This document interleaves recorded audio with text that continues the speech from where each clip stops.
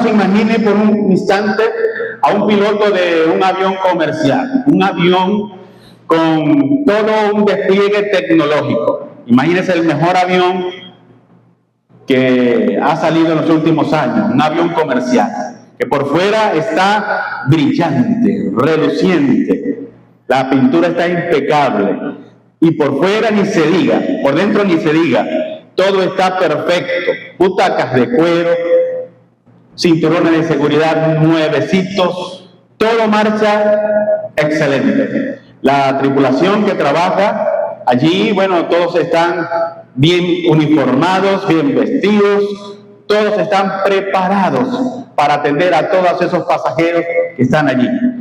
Cuando los pasajeros están allí, todos los tripulantes hacen su labor. Ellos explican de manera muy detallada todo el proceso y los cuidados y todos los elementos de precaución, de prevención, cómo usar el cinturón, cómo tienen que estar en caso de emergencia. Ellos hacen todo su trabajo y todo el avión está, bueno, de manera perfecta. Adentro de la cabina está el piloto, bien uniformado, bien vestido, todo bien bonito. Y allí está él también con aquel afán, limpiando los botones del panel de control, acomoda su taza para que su nombre que está allí impregnado, está impreso allí en el vaso, en la taza, pueda verse de este lado, y todo lo pone bien controladito allí, bien bonito. Sin embargo, este piloto resuelve lo siguiente: apaga el GPS, apaga la brújula, apaga el sistema del altímetro y se rehúsa a usar la palanca para conducir ese avión hacia el destino que tiene pautado. Mis hermanos, ese avión, mientras esté en la tierra, todo va a estar bien. Pero si ese avión alza su vuelo, hermanos, las cosas van a estar bastante difíciles. Ese avión no va a llegar a su rumbo, ni siquiera va a poder cumplir su propósito cuando esté en el aire. Y lo más seguro es que va a colapsar por el simple hecho de que el piloto ha resuelto ignorar, descartar las cosas, los sistemas más importantes que permiten que el avión pueda cumplir con su propósito. Y así es exactamente como funciona la religión vacía. Las prácticas religiosas se vuelven como ese avión cuando falta la justicia, cuando falta la misericordia y cuando falta la fidelidad. Son como un avión sin navegación. Puedes cumplir con la asistencia al culto dominical, puedes ofrendar, puedes diezmar, puedes saberte unos cuantos versículos, puedes recitar oraciones con elocuencia, que es equivalente a pulir el tablero y a tener todo bien bonito y revisar los cinturones. Pero todo eso, por supuesto, se ve piadoso de forma externa. Sin embargo, si al salir de la reunión, entonces tratas mal a tu familia, tratas mal a los amigos, tratas mal al que está haciéndote un favor, si simplemente no pagas lo justo o sacas ventajas de la debilidad de otros, entonces la religión se convierte en una máscara. ¿Y sabe cómo se llama eso? Eso se llama falta de justicia. Pero si no conforme con esto, si juzgas con dureza al que cae, si no perdonas, si eres indiferente al dolor de las demás personas, hermanos, si guardas rencor en tu corazón, entonces la forma religiosa, la práctica religiosa simplemente se vuelve fría y estéril. ¿Y sabe cómo se llama eso? Falta de misericordia. Pero si además, hermano, si tu fe solo dura lo que dura un culto de un domingo en la mañana, pero el compromiso se desvanece de lunes a sábado. Entonces ese compromiso religioso pierde todo su peso real. Y eso es falta de fidelidad. Y hoy en Mateo capítulo 23, versículo 23, vamos a ver cómo Jesús les decía a esos líderes religiosos que eran expertos en medir la menta, el anís, el comino, que son los detalles externos de la aeronave. Pero habían desconectado el GPS, la brújula, el altímetro. Se rehusaron a usar la palanca de dirección que viene a ser, hermanos, el amor al prójimo, la equidad, la lealtad a Dios, que es lo más importante. Así que la práctica religiosa, les está explicando allí Jesús, va a decir allí, es lo que vamos a estudiar en esta mañana. La práctica religiosa sin el corazón de Dios no es fe, sino que es solo un envoltorio vacío. Pero allí el Señor Jesús es claro en cuanto a tres virtudes que como cristianos nosotros debemos practicar. Pero antes de profundizar en esas tres virtudes, yo quiero que entendamos un poco el contexto de las palabras del Señor Jesús. Mateo 23 forma parte de un discurso de los ayes del Señor Jesús. Esos son 7 ayes que vemos allí en contra de los escribas y fariseos. ¿En qué momento se producen estos ayes? Una semana antes de la crucifixión de nuestro Señor Jesucristo. Exactamente fue la última semana de Jesús allí en Jerusalén. Y se produce en un ambiente de confrontación contra los líderes religiosos que habían en el templo. Allí la palabra menciona a escribas y fariseos. Estos hombres eran dedicados, mis hermanos, a mantener la pureza de la ley en la vida cotidiana. Y para asegurarse que no se rompiera ninguna de estos mandatos, de los mandatos de la Torá, eran los libros del Pentateuco. Ellos, hermanos, habían creado unas reglas adicionales que eran conocidas como la tradición oral. Y parte de estas normativas tenían que ver con el diezmo agrícola. Por supuesto, el diezmo agrícola era parte de las leyes que ya estaban establecidas, pero eran, quizás estaban inclinadas a lo que eran las cosechas principales, como por ejemplo las uvas, el trigo, el aceite. Sin embargo, los fariseos habían tomado este reglamento, esta normativa, y las habían extendido muy minuciosamente, mis hermanos, para las hierbas que eran domésticas, para las hierbas que se podían cosechar, que se podían sembrar y cosechar dentro de la casa, en un pequeño jardín. Y por eso el Señor Jesús menciona allí textualmente en la Reina Valera, dice el comino, el eneldo y la menta. El eneldo viene siendo el anís. Entonces, en este contexto es que se produce esto. Si usted lee, por ejemplo, en algunas otras versiones va a encontrar exactamente el término anís. Aquí nosotros lo vemos, quizás lo conocemos como, lo podemos conocer más como anís.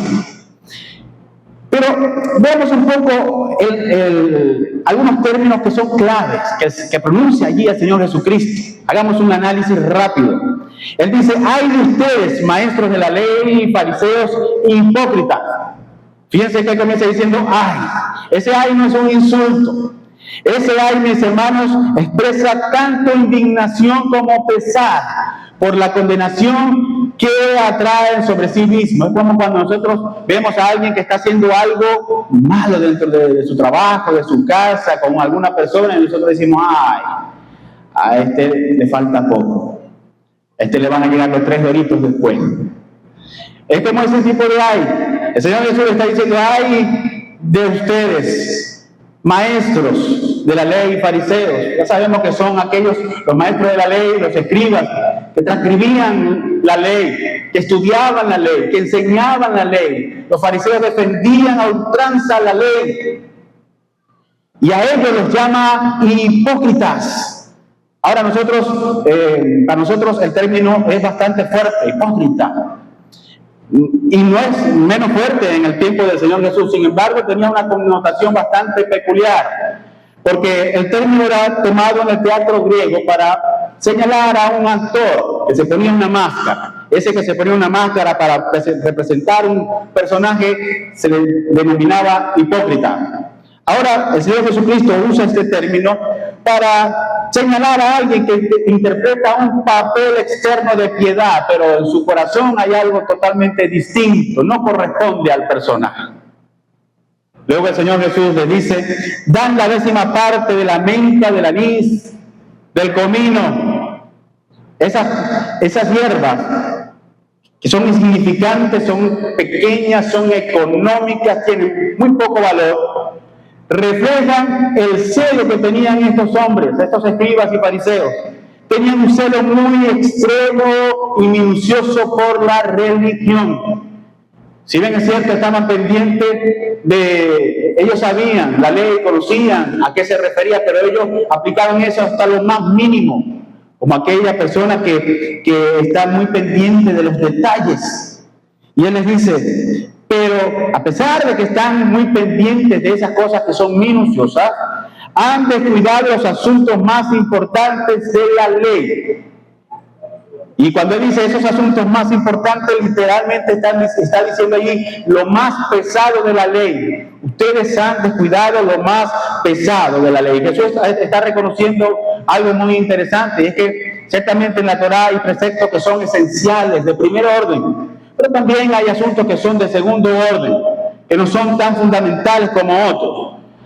Y ahí menciona la justicia, la misericordia y la fidelidad como asuntos que son esenciales, que son fundamentales, que son de primer orden. Y les deja claro una cosa: debían practicar esto sin descuidar lo otro, sin descuidar lo primero. Así que podemos ver aquí un equilibrio, podríamos llamar un equilibrio teológico. Jesús no condena el cumplimiento de los diezmos pequeños, lo que sí condena es la inversión de las prioridades. Exaltar los rituales o exaltar lo secundario, las cosas secundarias, los elementos, los aspectos de segundo orden, mientras se destruyen los fundamentos éticos del reino. Eso no puede ocurrir, esto no puede pasar. Y si podemos hacer una aplicación temprana en este mensaje, haciendo una pequeña síntesis, antes de profundizar un poco, el pasaje aquí revela, hermanos, que para Dios la verdadera espiritualidad no se mide por la precisión de la rutina religiosa externa, sino por la condición del corazón reflejada en la ética social y relacional. Para Dios, hermanos, no es tan importante nuestros rituales externos. Él ve nuestro corazón y cómo es lo que hay dentro de ese corazón se va a evidenciar en nuestra conducta hacia el prójimo. Sabemos que la palabra nos enseña que el verdadero amor se evidencia cuando amamos a los demás. Así que la religión se vuelve patológica cuando el detalle formal reemplaza el amor, la equidad y la integridad. Es decir, la religión se vuelve enfermiza, se vuelve un problema cuando en la práctica de ella, hermanos, nosotros estamos reemplazando elementos como la misericordia, la justicia, la fidelidad, el amor, la equidad, la integridad. No podemos decir entonces que practicamos una verdadera religión completa como Dios quiere si estamos ignorando las cosas más importantes. Y ahora sí, hermanos, vamos a desarrollar estos 3 elementos, estas 3 virtudes que el Señor nos exhorta a poner por obra en nuestras vidas. Hablamos de la justicia porque allí es el primer aspecto que se menciona. La justicia, que se refiere a vivir con integridad y equidad. Escúcheme bien, la fe sincera, hermanos, no busca aparentar santidad en el templo mientras explota o engaña o maltrata al prójimo en lo cotidiano. Un corazón que realmente está transformado por Dios tiene que buscar cotidianamente la equidad, tiene que buscar la verdad, tiene que buscar la rectitud en todas sus relaciones, rehusándose, mis hermanos, a sacar ventaja de la debilidad del prójimo. Proverbios capítulo 1, versículo 3 dice, el hacer justicia, aparte B de ese versículo dice así, el hacer justicia y juicio a Jehová, es a Jehová más agradable que el sacrificio. Imagínense un cristiano comerciante que tiene una balanza en su negocio, una balanza que está adulterada. Entonces él saca provecho de esto. Todo lo que se aprovecha de allí le trae más ganancia económica, ¿cierto? Entonces luego de esa ganancia económica viene y da el diezmo para la iglesia y saca el diezmo con mucha rigurosidad. Y además de eso, ¿qué piensa usted acerca de esto? Hermano, la justicia se demuestra cuando tus tratos de negocio, cuando tu salario, cuando tus decisiones cotidianas reflejan el carácter correcto de Dios. No puedes decir que eres justo si por un lado estás obrando mal, sacando provecho, y luego vienes al templo y das lo mejor que puedes dar para que todos vean que estás siendo justo. Por eso tenemos que examinarnos. El llamado que el Señor nos hace aquí es a examinar nuestro trabajo, nuestra vida diaria, todo lo que somos, hermano. Debemos examinar nuestra finanza y rectificar cualquier trato desigual, pagar lo justo y actuar con absoluta transparencia moral.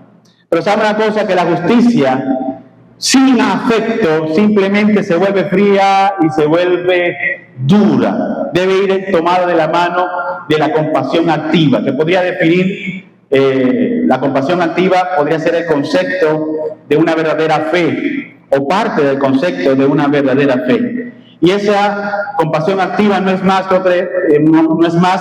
que la misericordia, es el otro aspecto que habla allí el Señor Jesucristo. Es la otra virtud, la segunda, la misericordia, que tiene que ver con perdonar, tiene que ver con socorrer al necesitado. La religión vacía condena y se distorsiona, hermano.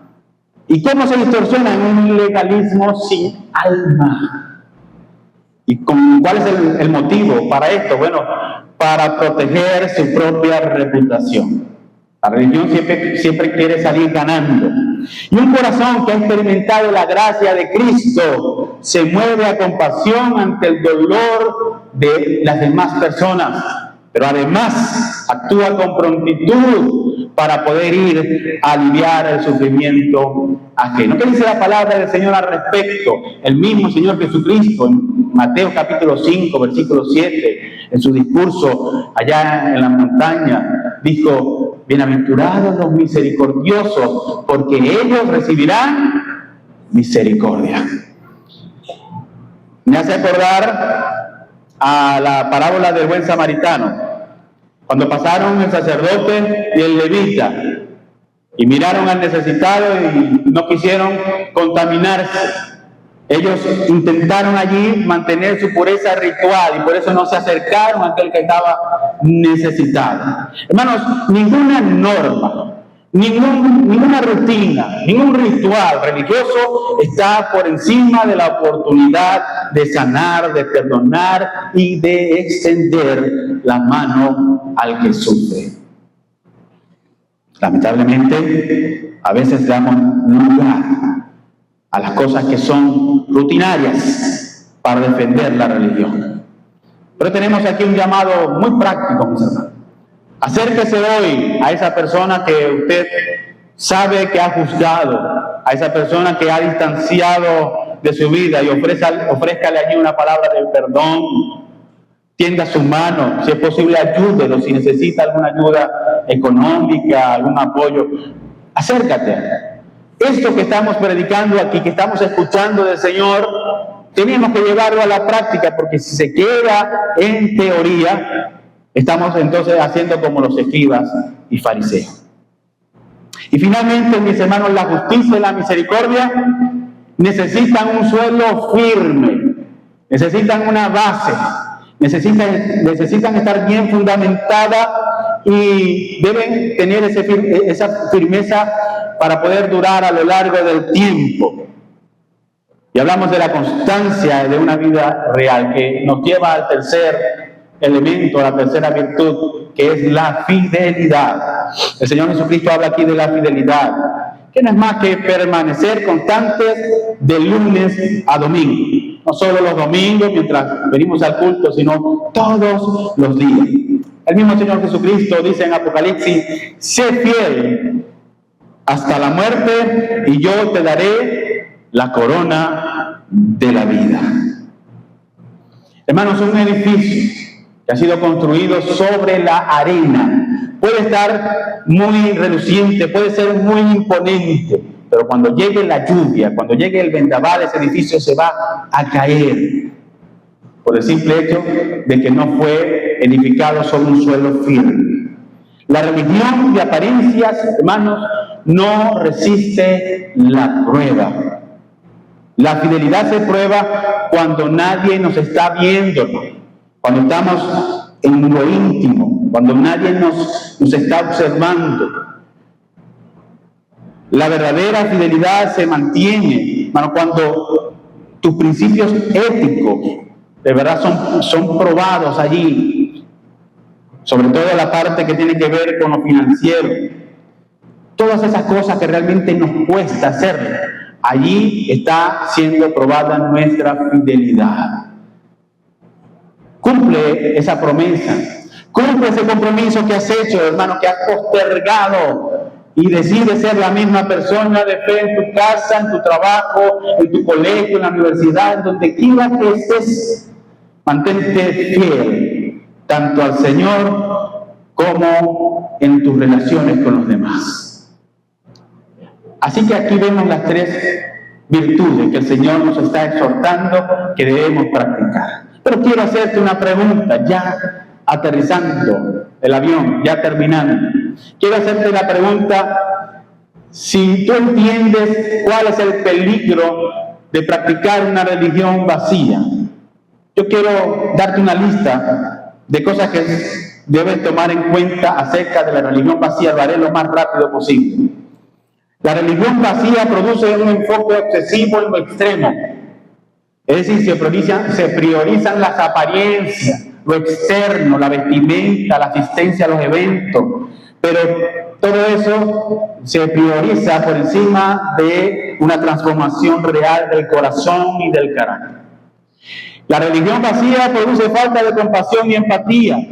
Se juzga, se condena, se señala, se ignora el dolor del prójimo para no romper las reglas humanas o rituales, olvidando la misericordia.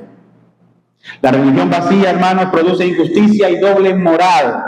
Se aparenta devoción en los espacios religiosos, pero en la vida cotidiana, en el negocio, en el trabajo, en la casa, con los amigos, entonces se actúa con deshonestidad, se actúa con malicia, se trata mal a las personas. La religión vacía, hermanos, produce hipocresía y falta de integridad. Y existe una brecha muy grande, una división muy grande entre decir las cosas, entre predicar algo y entre realmente hacerlo. Hay una diferencia muy grande en eso, hermano. Por eso el Señor les dice hipócritas. En la religión vacía, hermanos, produce el legalismo por encima del amor. Se imponen normas que son muy rigurosas y que son cargas pesadas sobre la gente, convirtiendo la fe en una lista de prohibiciones en lugar de un camino de libertad y de vida. No más ayer le pregunté a una hermana por su esposo, le dije: ¿cuándo nos vamos a ver aquí en el templo? Me dijo: hermano, es que es imposible que él se quite la gorra. ¿Y acaso, pregunto yo, para nosotros es más importante que alguien entre con gorra o que esa persona entre aquí y escuche el Evangelio y sea transformado por el poder de la palabra del Señor? ¿Qué es más importante para nosotros? La religión vacía, hermanos, produce fidelidad superficial o de conveniencia. compromiso dura únicamente mientras las cosas están bien, mientras tengo todo a mi favor o mientras me están mirando. Y lo último que podemos mencionar acerca de la religión vacía es que produce orgullo espiritual. Es decir, se mira con superioridad a las demás personas, sobre todo aquellos que están pasando por algún problema moral o algún problema personal, aquellos que han fallado. Muchas veces se forman sectas religiosas porque se enseñan dentro de las paredes de un templo, de una iglesia, que nosotros somos los únicos salvos, que la manera como nosotros vemos e interpretamos las Escrituras es perfecta. Y además, aquellas iglesias que también son cristianas y son evangélicas, parece que no están practicando un verdadero evangelio y los miramos por encima de los hombros.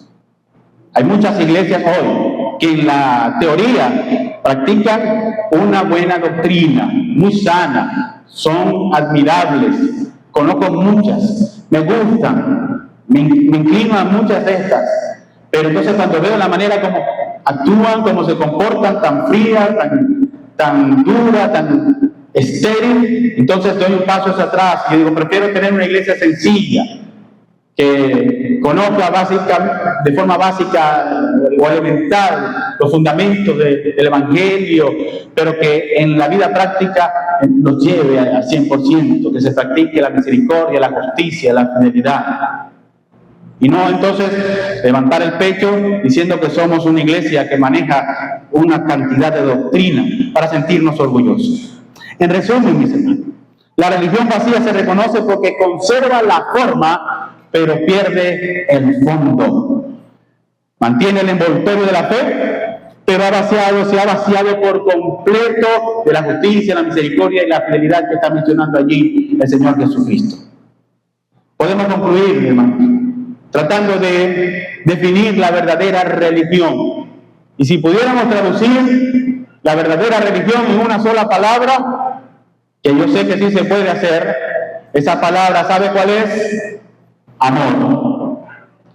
Esa justicia, esa misericordia y esa fidelidad que el Señor Jesucristo nos manda a practicar, se puede resumir en una cosa: en amor. Porque cuando hay amor genuino a Dios y al prójimo, hermano, la justicia, la misericordia y la fidelidad salen de manera natural de nuestros corazones, transformando la fe en un sentido real de vida, hermano. Y no es un simple ritual, que es como un envoltorio vacío. Hermanos, pero para poder disfrutar de este amor y poder dar de este amor, tenemos que haber recibido el amor de Dios en nuestras vidas, que es manifestado a través de su Hijo Jesucristo. Quien no tiene algo, no puede darlo. Si tú quieres dar de este amor, tienes que tenerlo primero en tu corazón. Y Dios nos ha dado la oportunidad de tener ese amor, ese infinito amor que ha sido manifestado y expresado en la persona de Cristo, que vino al mundo para morir por nosotros en la cruz del Calvario.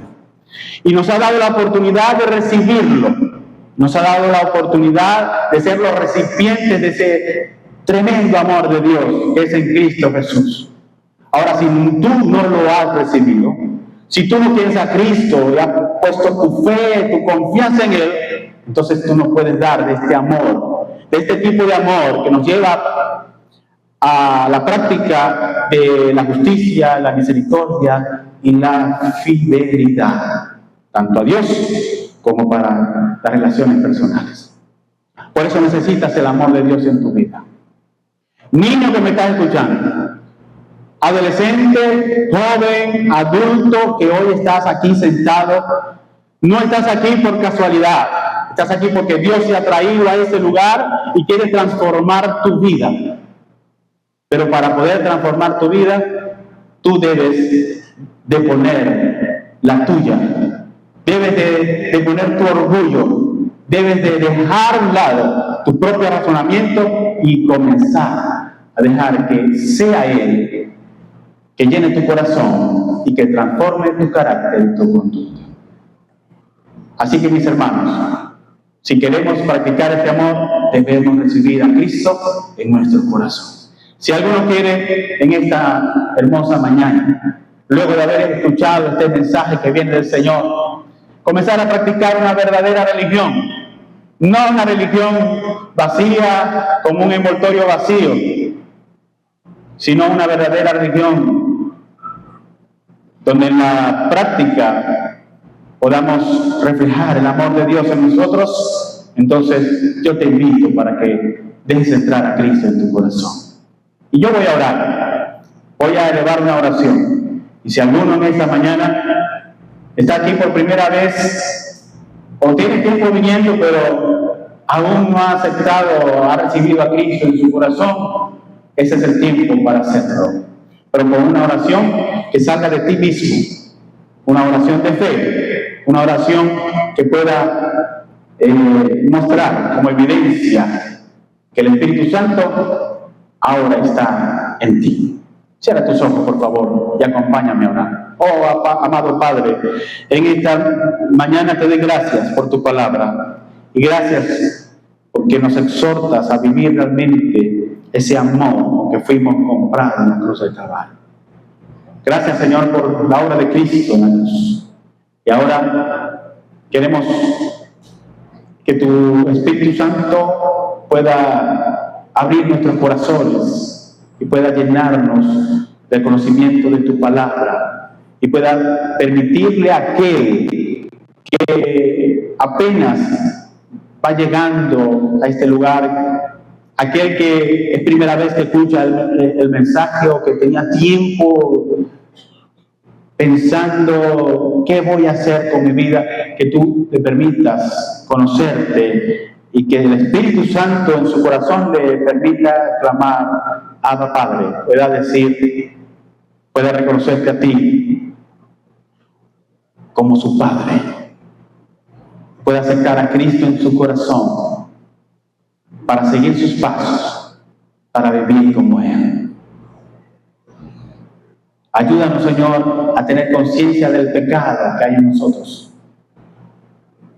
Que podamos arrepentirnos de nuestra maldad, de las ofensas, y que podamos, oh Señor, vivir una verdadera transformación, con la cual podamos practicar la justicia, la misericordia y la fidelidad.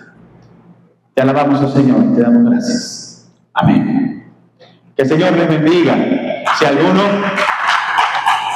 alguno en esta mañana ha elevado esta oración, recibiendo a Cristo en su corazón, aquí tenemos líderes que están listos para atenderle.